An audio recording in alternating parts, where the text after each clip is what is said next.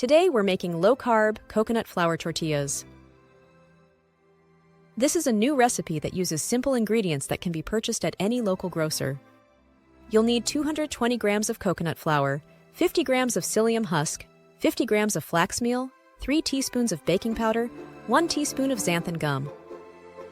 This yields 3 cups of dry mix. Store the mix in an airtight container. Add half a cup of the tortilla mix to a bowl.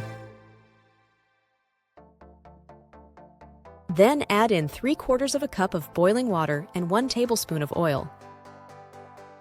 Mix until ingredients have absorbed the water. Form the dough into a ball and cut into quarters. Roll each piece into a small ball and place the dough in between parchment paper. Flatten with a tortilla press.